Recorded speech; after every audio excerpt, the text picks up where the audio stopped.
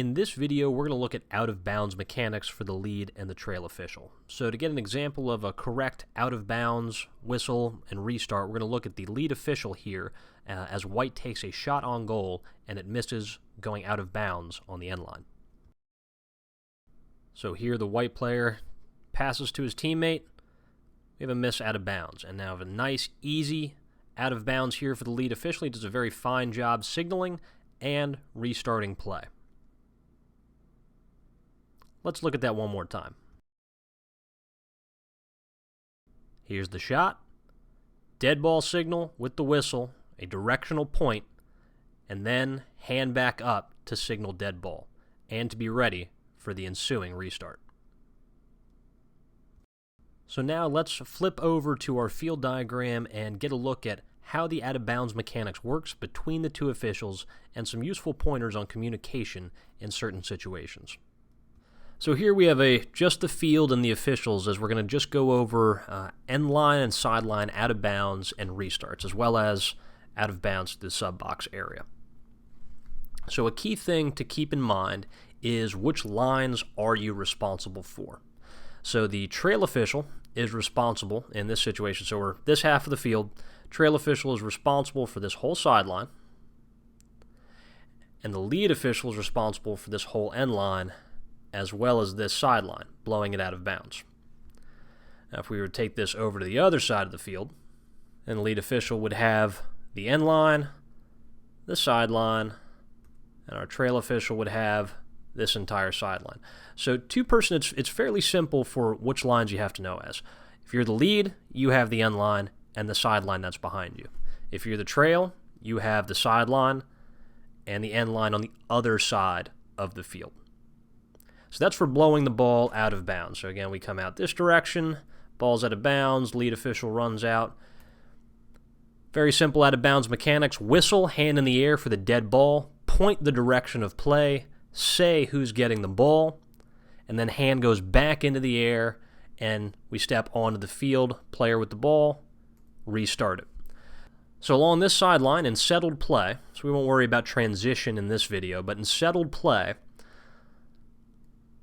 lead official has the restarts for this whole sideline and pretty much every area along this wing line. Blowing it out of bounds, certainly, and blowing it inbounds, here's where things can get a little bit tricky. So let's say that there was a quick shot, lead official's on goal line, and he runs hard because it's a contested end line play. But the ball is ricocheting well on out to the cone. Maybe he gets to about here, right? And the ball goes out of bounds. And he's on the line. Great. And dead ball, point the direction, it stays for the offensive team. And maybe the trail official, more than likely, is also moving his way out on this side too. So if the ball came out of bounds here, it's in the alley, maybe it squirts out really far away. This is one where it's kind of a bit of a gray area, but the trail official can take this restart if it's communicated between the two officials. So it's never so much getting locked into mechanics where lead has to take this restart, because what could happen in this situation is we have a quick pass over, shot goal, and if the lead was still here on the restart, he's going to have a mighty hard time restarting play and running all the way over. Where, if we have ball out of bounds, he kills it. Player steps it in. Maybe he was going to go get the ball well out of bounds here. Lead official's working a little bit out this way. Trail official, he's got enough angle and vision to be able to blow this inbounds. Now, again, primarily it's the lead official. Sometimes it's appropriate to communicate this out. So if this was the lead official and you're jogging away, it's like, hey, you've got it, right? So that's one area, just as kind of pretty much by this cone. And it's the same on the opposite side of the field. We'll show you here. So we can imagine this ball gets shot. We have that is it out of bounds right along the end line or not? Maybe it goes out of bounds on this sideline, right? It skirts that side of the cone. The lead official is still running down because he has to cover this end line on a contested play. And the trail official is working to the sideline. So here, trail official blows it out. Here, the trail official can blow it in. Here, the trail official can blow it in, as well as any other part along this sideline in settled play. And again, it's a communication factor. If the trail realizes he's got to see some other stuff over here, he may blow the ball out, come on up and signal the lead, who's right on this side, and maybe the players decided not to pressure this as much, and the lead can take this restart. So this area around this cone and the area around this cone get a little bit funky sometimes, but it's, again, primarily the lead's restart if it's on the end line, primarily the trail's restart if it's on the sideline, but there are some game situations where it's appropriate to communicate between one another, either with a point or by tapping your chest to say, I got this restart. So again, there's times where you have to be able to adjust and adapt your mechanics a little bit to fit how the field is getting set by those players. But the biggest thing is still kill the play on your sideline, kill the play on your end line. So you have to know your lines, and you have to be able to stop play with authority and then restart play according to the rules you're under. So one last thing in this video, and again, if you're looking for more stuff on transition, the video for that you can check out on the Central Hub as well, or link through on your mechanics manual.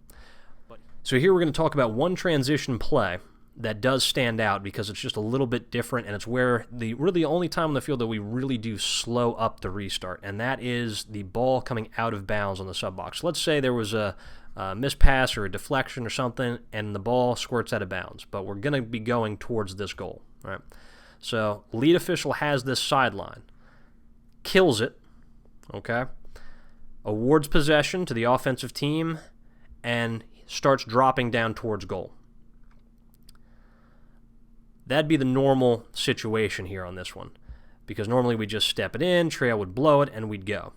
But this becomes difficult because when the ball goes out of bounds through the substitution area, anywhere alongside the substitution area, we have to bring the ball in 5 yards, and that's equidistant from the wing line and the sideline. So right about there, right? No matter where it comes out of, we bring the ball in 5 yards. So instead of killing the play and jogging away, lead official probably is going to want to stay here for a little bit because trail's going to have a tough old time. We don't want the trail to come in here to have to deal with this. Trail's going to probably be in towards the field a little bit so he can see better, but here the lead official is going to want to communicate to these players and as well as to the coaches as well. Whoever's got that ball, bring it in 5, keep it there, freeze your feet, everyone give him 5 yards if we're under NFHS rules. And then once that is set, now we can point ready and drop on down. And the trail official can do one final check and restart play. So in this situation, it's a little bit of a transition one, but this can happen during settled play as well. If you have a ricochet out of here and a chase for it, lead official is going to run up, ball's going to come out of bounds, offensive team is closest to it, so we step it back in. Lead official wants to make sure that we are 5 yards away. This is not a time to rush. There is no reason to rush at all because the point is to have a clean restart for both teams. The defensive team is going to want that restart held up. The offensive team is going to want to go, go, go, go. The important thing is that you, on all restarts, only restart play when you are ready and the crew is ready, because that's always going to ensure a fair restart to both teams throughout the entire game. So again, always bring it in 5 and slow things up a little bit, just to make sure everyone knows what is going on if the ball goes out of bounds through the sub-box area. Don't forget to view more training videos on the U.S. Lacrosse Central Hub at uslacrosse.arbitersports.com and like our Facebook page at facebook.com/menslaxofficials.